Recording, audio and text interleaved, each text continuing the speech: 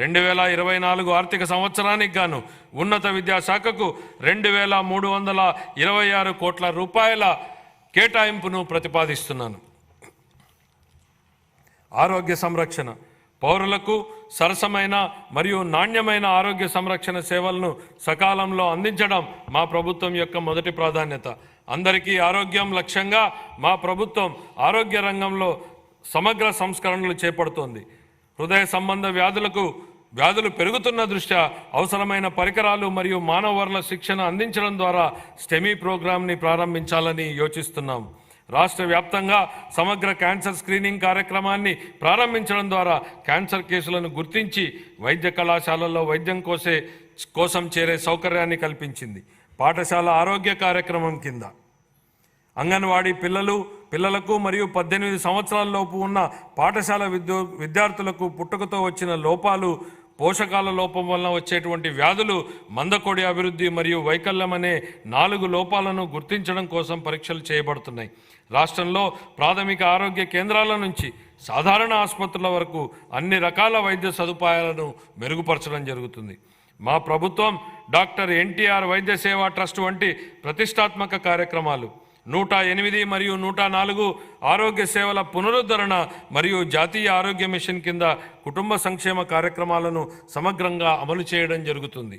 మాతా శిశు సంరక్షణలో జాతీయ సగటు కంటే మన రాష్ట్ర సగటు మెరుగ్గా ఉంది. తల్లులు మరియు పిల్లల శ్రేయస్సును పెంచే కార్యక్రమాలను అమలు చేయడం ద్వారా దీన్ని మరింత మెరుగుపరచడానికి చర్యలు తీసుకుంటున్నాం. 2024-25 ఆర్థిక సంవత్సరానికి కానీ వైద్య ఆరోగ్య శాఖ కోసం 18,421 కోట్ల రూపాయల కేటాయింపును ప్రతిపాదిస్తున్నాను. పంచాయతీరాజ్ మరియు గ్రామీణాభివృద్ధి. మహాత్మా గాంధీ ఇలా అన్నారు, భారతదేశ ఆత్మ గ్రామాలలో ఉంటుంది అని. గౌరవనీయ ఉప ముఖ్యమంత్రి శ్రీ కొణిదెల పవన్ కళ్యాణ్ గారి సమర్థ నాయకత్వంలో స్థానిక స్వపరిపాలన నిజమైన స్ఫూర్తితో ప్రోత్సహించడం ద్వారా పంచాయతీరాజ్ వ్యవస్థకు పూర్వవైభవం తీసుకురావడానికి ఇప్పటికే మా ప్రభుత్వం చాలా కార్యక్రమాలు చేపట్టింది. ప్రణాళికా ప్రక్రియలో భాగంగా అన్ని గ్రామ పంచాయతీల క్రియాశీలక భాగస్వామ్యంతో ఉపాధి హామీ పథకం ఆమోదం కోసం ఆగస్టు 23న ఒకే రోజులో 13,326 గ్రామాలలో పంచాయతీలలో ప్రత్యేక గ్రామ సభలు నిర్వహించడం అనేది ఒక ప్రపంచ రికార్డు.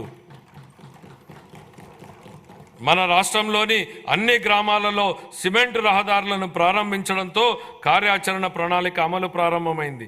స్వాతంత్ర దినోత్సవం మరియు గణతంత్ర దినోత్సవాల నిర్వహణ ఖర్చుల క్రితం చిన్న పంచాయతీలకు 100 రూపాయల నుండి 10,000 రూపాయలకు, పెద్ద పంచాయతీలకు 250 రూపాయల నుండి 2024 మార్చి నుండి పంచాయతీరాజ్ సంస్థలకు రావాల్సిన 15వ ఆర్థిక సంఘం నిధులను 998 కోట్ల రూపాయలను ప్రభుత్వం 24 ఆగస్టు నెలలో విడుదల చేయడం జరిగింది.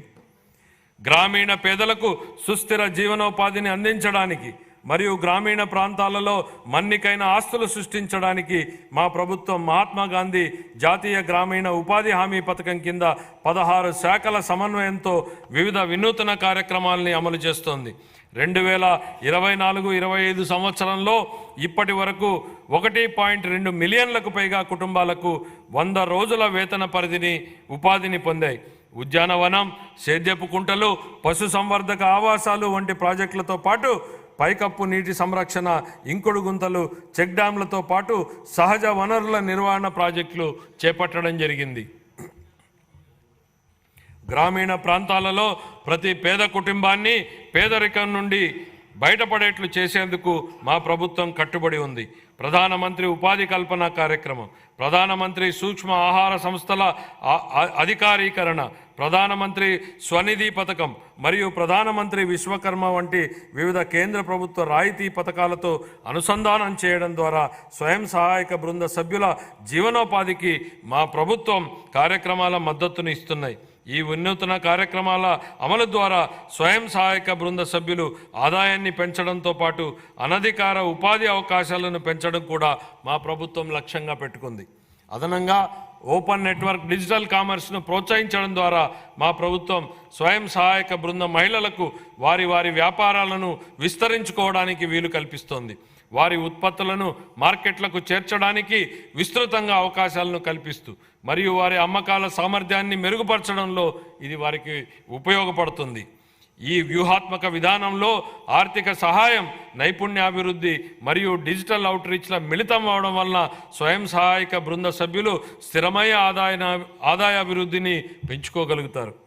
ఆంధ్రప్రదేశ్ గ్రామీణ రహదారుల అనుసంధాన ప్రాజెక్టు ద్వారా 1574 పనులను పూర్తి చేయడం జరిగింది.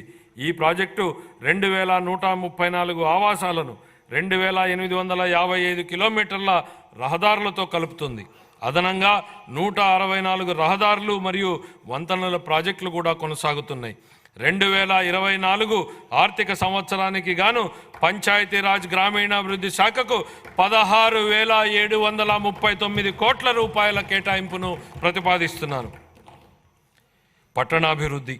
గత ప్రభుత్వ హయాంలో పట్టణ ప్రాంతాలు తీవ్ర నిర్లక్ష్యానికి గురయ్యాయి. రాష్ట్ర వ్యాప్తంగా పురపాలక సంఘాలలో పారిశుద్ధ్యం లోపించింది మరియు వ్యర్థాల నిర్వహణ లోపం వలన టన్నుల కొద్దీ వ్యర్థాలు మరియు పూడిక పేరుకుపోయాయి. మా ప్రభుత్వం ప్రణాళికాబద్ధంగా సుస్థిర పట్టణాభివృద్ధికి కట్టుబడి ఉంది.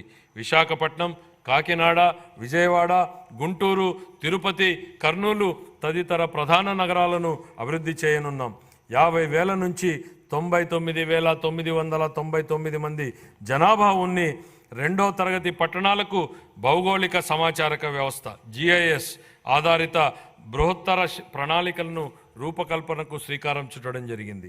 అమృత్ 2 కింద జలవనరుల పునరుద్ధరణ, మురుగునీటిని శుద్ధి చేసి తిరిగి వినియోగించుకోవడం, వర్షపు నీటి సంరక్షణతో పాటు ప్రజలందరికీ సురక్షిత నీటిని సరఫరా చేయాలని మా ప్రభుత్వం భావిస్తోంది. అన్ని పట్టణ ప్రాంతాలలో పట్టణ మౌలిక సదుపాయాలు మరియు అత్యవసర సేవలకు సేవా స్థాయి ప్రమాణాలను సాధించడానికి ప్రణాళికలు రూపొందించబడ్డాయి. 5 ఏళ్లుగా కనుమరుగైన రాష్ట్ర కళల రాజధాని అమరావతి నేడు రూపుదిద్దుకుంటోంది. ప్రపంచ స్థాయిలోనే అత్యుత్తమ మౌలిక సదుపాయాలు, పెట్టుబడులు మరియు ఉద్యోగాలకు ప్రపంచ స్థాయి గమ్యస్థానంగా అమరావతి మారబోతోంది. అత్యంత నివాసయోగ్యమైన, సమర్థవంతమైన మరియు సుస్థిరమైన హరిత నగరంగా